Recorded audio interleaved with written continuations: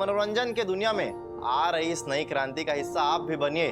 और जी टीवी के सारे शो देखिए और अपनी प्रतिक्रिया फटाफट से हमें ईमेल और मैसेज के द्वारा भेजिए। अरे तभी तो हम और आप मिलके जी टीवी को इस देश का सर्वश्रेष्ठ चैनल बना पाएंगे। क्या बात है नेताजी, अरे भाषण देते देते इतना बढ़िया मेल और मैसेज पढ़ने लगिएगा, हम कभी सोचे नहीं थे। बहुत बढ़िया पढ़े हैं, शाबाश। अगला हम पढ़ते हैं। बढ़िया भैया। अगला ईमेल हमें भेजा है नागपुर महाराष्ट्र से अनिकेत वंजारी जी ने। अनिकेत जी, आपने हमारा परिवार शो के लिए 2 सुझाव देते हुए लिखा है। आपकी पिक्चर क्वालिटी में कभी कभी प्रॉब्लम आती है, उसे सॉल्व करें और सपने सुहाने लड़कपन जैसी कुछ कहानियां दिखाएं। अनिकेत जी, सुझाव भेजने के लिए आपका बहुत बहुत धन्यवाद। टेक्निकल प्रॉब्लम की वजह से जो आपको तकलीफ हुई है उसके लिए हमको खेद है। हम आपका ये सुझाव जो है जी टीवी की क्रिएटिव टीम और टेक्निकल टीम को फॉरवर्ड कर रहे हैं और हमें पूरा विश्वास है कि इस पर क्रिएटिव टीम और टेक्निकल टीम जो है शीघ्र ही कोई बढ़िया निर्णय लेगी और आपकी समस्या का समाधान करेंगी। बहुत शुक्रिया आपका। और जहां तक सवाल है भैया सपने सुहाने लड़कपन जैसे कहानी दिखाने की, तो अनिकेत भाई हम आपका ये सुझाव भी जी टीवी की क्रिएटिव टीम को फॉरवर्ड कर रहे हैं और हमको पूरा विश्वास है कि जी टीवी की क्रिएटिव टीम इस पर कोई शीघ्र ही बढ़िया निर्णय लेगी। खुश हो गया ना निकेत भाई? तो हमारे प्यारे दर्शकों, अब आपके भेजे हुए मेल मैसेज पढ़ने से आज हम जल्दी विराम लेते हैं क्योंकि आज हमारा परिवार में 2 नए सदस्य जुड़ने वाले हैं। तो इससे पहले ही भैया हम अपने नए सदस्यों का स्वागत करें। आज इस खूबसूरत शाम को और खुशनुमा बनाते हुए जी टीवी पे प्रसारित होने वाले सारे सोच की आपको फटाफट जानकारी दे देते हैं। तो सबसे पहले देखिए, शाम 7 बजे जी टीवी का एक बेहतरीन शो रब से है दुआ।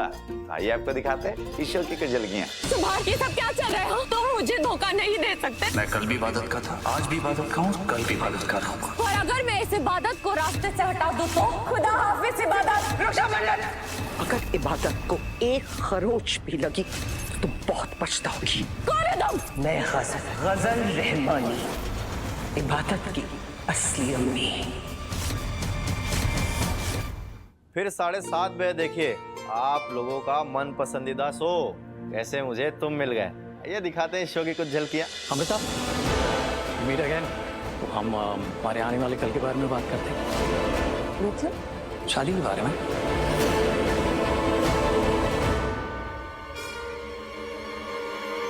वो एक्चुअली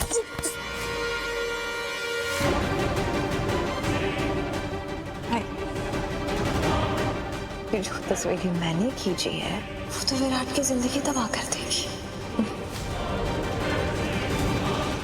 अरे आरती बाद में उतारना, पहले सबसे मिल तो लूं। हाँ, अभय वीरू जल्दी आ जाओ, देखो कौन आया। प्रथम बताती हूँ। शिवानी मौसी आ गई। कैसे हो आप? सब बढ़िया? आने में कोई दिक्कत तो नहीं है? और हुई है तो हमें बताइए। बिल्कुल भी नहीं वीरू, तुम बताओ तुम्हारी पढ़ाई कैसी चल रही है और क्रिकेट प्रैक्टिस? सब बढ़िया चल रहा है। अब आप आ गए तो और अच्छा हो जाएगा। Good boy, keep it up. भाभी प्रणाम। प्रणाम अभय, कैसे हो?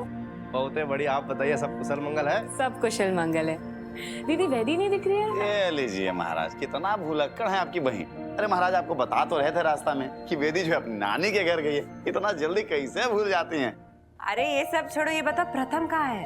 अरे दीदी हमारा 2 घंटे तक तो लगेज ही नहीं आया। सारे पैसेंजर्स अपना लगेज लेकर चले गए थे। फिर हमने फ्लोर मैनेजर को बुलाया तो उन्होंने बताया कि हमारा जो लगेज है ना वो काशी आने की जगह लखनऊ पहुंच गया है। लखनऊ? उसी के पेपर वर्क्स के लिए प्रथम एयरपोर्ट में है। ये सब छोड़ो, तुम बताओ क्या लोगी? गरम चाय, ब्लैक कॉफी या कैपुचिनो? दीदी एक गरम गरम चाय हो जाए ना तो मजा आ जाए। ठीक है। अबे हाँ भाभी समझ गया, भाई समझ गया। लाते गर्मा गर्म अदरक इलायची कूट के। चलो वीरू भैया। चाचू वेट, आप हमारे कमरे में आराम से विश्राम कीजिए। हम आपके लिए चाय और बिस्किट परोस देंगे। चलो चाचू। चलो ये देखिए बन गया हमारे घर में संग। एक दिन जब वे क्लास में आए तो उनके हाथों में एक कांच का जार और काफी अन्य सामान था। उन्होंने जार को टेबल पर रख दिया और हम सबके सामने उस जार को बड़े बड़े पत्थरों से भरने लगे। कुछ ही देर में पत्थरों से पूरा जार भर गया तो उन्होंने हमसे पूछा, क्या जार भर गया? हम सब के हाँ कहने पर उन्होंने पूछा, क्या अब इस जार में और कुछ जा सकता है? हम सबके ना कहने पर उन्होंने एक दूसरी थैली से बहुत छोटे छोटे कंकड़ उस जार में डालने शुरू कर दिए। बड़े बड़े पत्थरों के बीच जो जगह बची थी उसमें छोटे कंकड़ बैठने लगे। उन्होंने फिर पूछा, क्या जार भर गया? हम सब के हाँ कहने पर उन्होंने कहा, क्या अब इस जार में कुछ और जा सकता है? हम सबके ना कहने पर उन्होंने रेत की थैली उठाई और उस ऊपर तक भरे जार में रेत डालने लगे। देखते देखते बहुत सारी रेत भी उस जार में समा गई। अब उन्होंने हम सब से कहा, मेरे बच्चों, मैं चाहता हूं कि आप सब इस बात को समझें कि ये जार हम सबकी लाइफ को रिप्रेजेंट करता है। इस जार में सबसे पहले डाले गए बड़े पत्थर आपकी जिंदगी की सबसे जरूरी चीजें, जैसे माँ, बाप, भाई, बहन, परिवार और आपकी अच्छी हेल्थ। ये वो चीजें हैं कि बाकी सारी चीजें खो भी जाएं और सिर्फ ये चीजें बची रहें तो आप आराम से जिंदगी जी लेंगे। आपने देखा होगा कि कांच के जार में मैंने बड़े पत्थरों के बाद मैंने छोटे कंकर डाले जो हमारे जीवन में मैटर करते हैं, जैसे हमारी जिंदगी में जॉब, हमारा अपना घर, हमारी अपनी कार। उसके बाद मैंने कांच की जार में रेत डाली। अब इस बात को समझें कि अगर मैंने पहले रेत से जार भर दिया होता तो कभी उसमें पत्थर और कंकर न डाल पाता। यही हमारी लाइफ के साथ होता है। अगर हम अपना सारा समय और ऊर्जा बेकार की चीजों में लगा देंगे तो हमारे पास कभी उन चीजों के लिए समय नहीं बचेगा जो हमारी लाइफ के लिए बहुत इंपॉर्टेंट होता है, क्योंकि हमने रेत से पहले ही समय बर्बाद करके अपनी लाइफ का जार भर डाला है। इसीलिए आप लोग अपनी प्रायोरिटी सेट कीजिए और प्रायोरिटीज के बाद जो बच जाए उसे रेत की तरह लीजिए, जैसे दोस्तों के साथ घूमना फिरना, मौज मस्ती करना, मोबाइल पर टाइम पास करना।